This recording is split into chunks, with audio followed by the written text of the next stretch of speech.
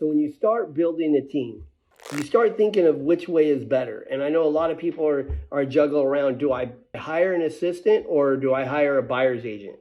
And that's something that you need to really go through. But rule of thumb is you never stop working, especially when you're building and stacking. So you always want to hire your assistant first and make sure that you learn to let go, because a lot of people don't let go. Hire your assistant. Rule of thumb is your assistant is still an ROI. It's still an expense.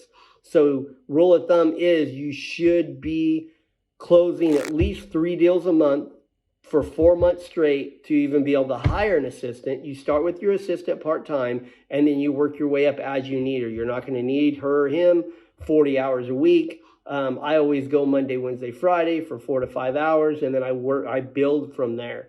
That way it gives you time to build your structure and build your strategy and everything that you need to do, because you're not going to have time to sit down with them all the time. But you should be structured out to know a little bit about what you're going to have them do. But always your assistant first. You never stop buying. You never stop selling. You just keep working. The assistant's there to take the busy work off so you can concentrate on the work that actually brings the money in.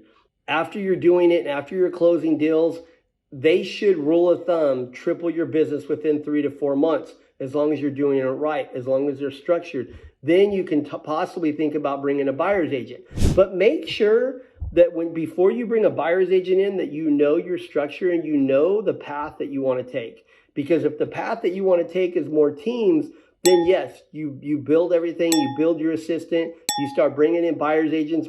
I hate the word buyer's agents. They're just agents. You need to teach them to list and buy. You need to teach them how to be their own agent. No buyer's agents. Just let them grow. Teach them how to list. Teach them how to buy.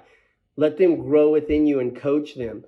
But rule of thumb, and I can't stress this enough, assistant first, and don't stop buying or selling. And when you bring an assistant in, it doesn't mean you get to kick it and eat Doritos on the couch till 10 o'clock or 11 o'clock and then come in the office.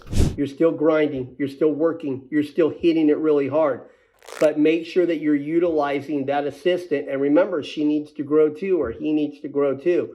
So your 3 days need to turn into 5 days of 4 to 5 hours, and then gets into the full time. As you're growing, they're growing with you. And make sure you're structuring that. Make sure you have enough work for them to do. And there's a lot for them to do. But concentrate on the busy work. Go through, what do you spend most time on? What are you doing that's not efficient? What are you doing that's not making you money? That goes to the assistant. The assistant handles that. And don't micromanage. Train them, make sure they've got it, and just let them go.